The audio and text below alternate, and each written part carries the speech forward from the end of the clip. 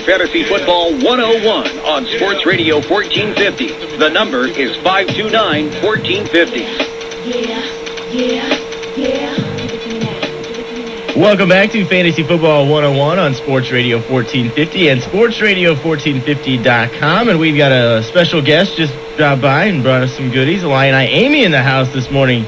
Thank you, Amy. Yeah, thank you. Yeah, sausage biscuits. Like I need these sausage biscuits. Yeah, that's on. You're quite welcome. But yeah, they smell good. I'll have to dig into them here in a minute. Are we ready for another break yet? Yeah. Nothing like some Mickey D's on a Saturday morning. That's what it's all about.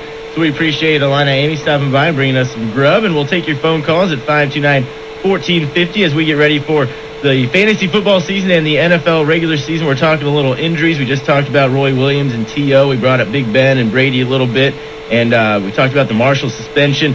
Some other wide receivers banged up a little bit, and this one has Eric sweating over here. Devastated. As Adam Stark here alongside Eric Pedigo and Mark Graham and Illini Amy in the house too. Greg Jennings, what's up with that? They won't give me any information. He went down with a head injury in their game, in last night's game against Arizona. I think in the first quarter, he laid on the turf for several minutes, it says. He was able to walk off on his own, but he never came back.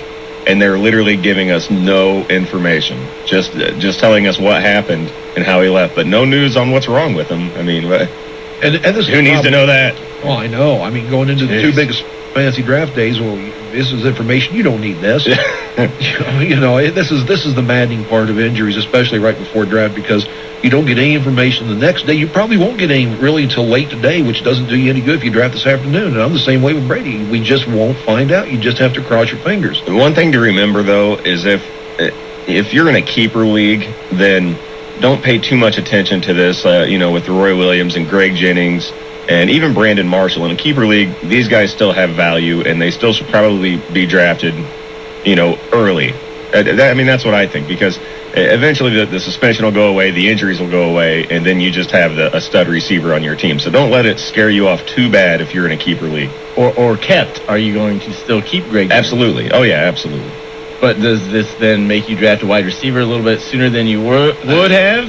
I think what I need to do is the thing to do, I think, is to just draft like you would. Just get the best available guys you can get for your starting lineup, and whether one of the guys happens to be Brandon Marshall or maybe a Marshawn Lynch or something. Maybe you might miss a game or two at the beginning, but eventually you'll have these guys in your starting lineup later in the season, and that's what matters. So I'm still keeping Jennings, and I'm still going to just draft the way I would normally draft, and lucky for me, I always get super awesome guys anyway. Oh, jeez. The whole thing is here, don't panic, but adjust a little bit, Eric. Yeah. Don't go nuts and then change your whole idea around what you're going to do, but you have to be able to adjust a little bit. Don't take Jordy Nelson round 4. Yeah, exactly right. 529-1450 is the phone number. Let's take a phone call. Good morning. You're on Fantasy Football 101. Go ahead. Yeah, I was just calling to see what you guys thought about Earl Bennett and the whole connection with Cutler. And I was kind of thinking of maybe dropping Derek Mason to pick him up. Is that a wise move or no? Well, I actually like Earl Bennett. He was my last draft pick, actually, because I do like that connection there. I don't know if he's better than Derek Mason at this point. Are you in a PPR league? No, it's not. No? Well, I still don't know. Derek Mason he gets a lot of catches, though. Proven. You're doing a PPR league. He's proven. He catches a lot of balls. Earl Bennett doesn't really have to show us anything, and the only thing that anybody's writing on is the 1 year he played at Vanderbilt with Jay Cutler, and that was 4 years ago. So, So nothing against Earl Bennett. Could be a nice player, but at this point, I hold on to Derek Mason. Earl Bennett's not guaranteed to be the number 2 guy at receiver for Chicago. I mean, where Mason's going to be the number 1 with Baltimore, I've got to stick with Mason. Yep. All right. Thanks, guys. Yep. Thanks for the phone call. 529-1450 is the phone number. Again, though, with a last pick or something like I took, I just drafted Earl Bennett. Mason was gone way before that, but yeah, I would hold on to Mason over Earl Bennett any day. 529-1450 is the phone number. Another wide receiver, maybe not his injury may not be as bad as Jennings, but Wes Welker, a guy maybe that's kept in some other leagues or at definitely an early pick, especially in a point per reception. What's the latest on him? Well, he didn't play yesterday because of a back injury, and we don't know anything more about it and why. What do you know? It's the New England Patriots. Just get used to it. For those of you who haven't played fantasy, get used to this.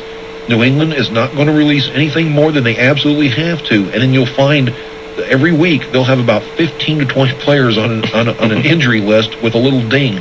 So I think Welker will be fine, but just you have to take it in hand and realize who you're dealing with. And during the preseason, teams aren't required to release an injury report. So, Belichick just loves that. He might be hurt, he might not. He didn't play in the second half. I was talking to someone here a couple of days ago, and they were saying that this aggravates. This aggravates me to no end, not having these injuries. Fans have a right to know. I went, no, not really. You'd like to know, but no, they don't have a right to know. Yeah, we never have a right to know. I wish they would actually keep more quiet than they actually do, because it is just ridiculous the way the media hounds those guys. And I would be like Bill Belichick myself. I wouldn't say anything. I'd say the least amount as possible, just because you never know what the other team's going to do to match that. Because they're going to know a guy's hurt. Especially preseason. Going in, you don't want all of your opponents to know before you've even played any games that the guy that catches the most passes for your team has a sore back or whatever, then he'll just be keyed in on Welker all year. And these coaches know a lot of the reasons are being asked this is because of fantasy, and these guys couldn't give a rat's what about fantasy players, and they're concerned about injuries. So and they should. The heck, yeah, that's right, Ed. You're right. They shouldn't. But it is amusing. It is amusing. 529-1450 is the phone number. Let's take another phone call. Good morning. You're on Fantasy Football 101. Go ahead. That's you. Sounds like a rainstorm. Yeah. Hello. Go ahead. Yeah, just a question. I got first pick in my draft, and we get point per reception. Okay. Are you looking at either Peterson or Jones-Drew? Peterson. Jones-Drew. Geez, what am I thinking here? With points per reception, Jones-Drew last year had 60-plus catches where Peterson had 20. He's expected to get even more this year. I'm talking about Jones-Drew. That's going to be a big difference in your scoring. I've got to have Jones-Drew in a PPR league. I would even consider Forte ahead of Adrian Peterson. He finished... Yeah. He outscored Adrian Peterson in point per reception formats last season, believe it or not. So even though AP is the biggest name available, you really have to look at the format and the way that your league awards scoring. And if it's point per reception, Adrian Peterson is just not the number one pick. Yeah, and Forte is a keeper in our league. Oh, yeah. So. Okay. So you don't even have a shot at him. Nope. But you have a shot at Adrian Peterson? Yes. And Jones. Incredible. Yeah, you can't keep anybody in the first 3 rounds that you drafted the year before. I see. Nice. Interesting. And so somebody bagged Forte late and just now they're going to ride him off into the sunset. That's awesome. Wow. That sounds like a fun league. Thanks for the phone call. Okay. 529-1450.